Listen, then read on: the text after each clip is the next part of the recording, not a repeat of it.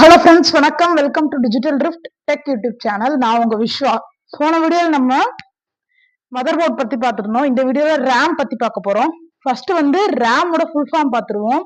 Random access memory. இந்த random access மெமரியை எதுக்கு யூஸ் பண்றோம்னா, இப்போ நீங்க ஒரு கம்ப்யூட்டர் ஓபன் பண்றீங்கன்னு வச்சுக்கோங்க. அந்த கம்ப்யூட்டர்ல உங்களுக்கு மல்டி டாஸ்கிங் கண்டிப்பா உங்களுக்கு வேணும்.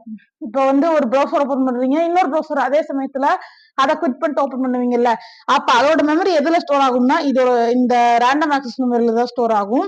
இப்போ இது எதோட ஃபாஸ்ட்னா கிட்டத்தட்ட ஸ்டோரேஜ் எஸ்எஸ்டி ஹார்ட் டிஸ்க் விட ரொம்ப ஃபாஸ்ட் இதோட மெமரி ஸ்டோரேஜ் பவர்.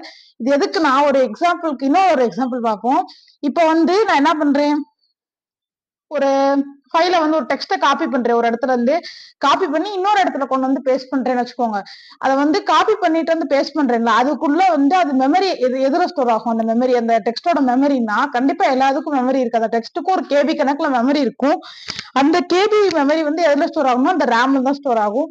இந்த ரேம் நிறைய உங்களுக்கு இந்த ரேம் கெப்பாசிட்டி இப்ப 8 GB 32 GB அதிகமா இருந்துச்சுன்னா கம்ப்யூட்டர் உங்களுக்கு ஸ்மூத்தா ரன் ஆகும். அதுல எந்த ப்ராப்ளம்ஸும் வராது. ஓகேவா?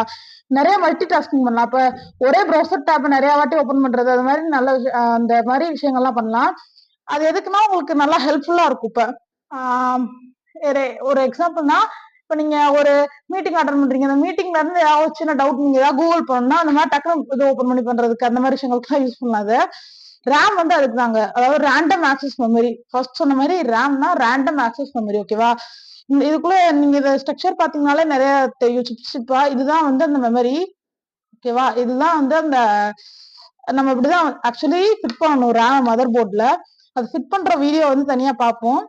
ஓகே ஃப்ரெண்ட்ஸ், இந்த வீடியோ உங்களுக்கு பிடிச்சிருந்துச்சுன்னா ஷேர் பண்ணுங்க, லைக் பண்ணுங்க, மற்றும் முக்கியமான சப்ஸ்கிரைப பண்ணிருங்க.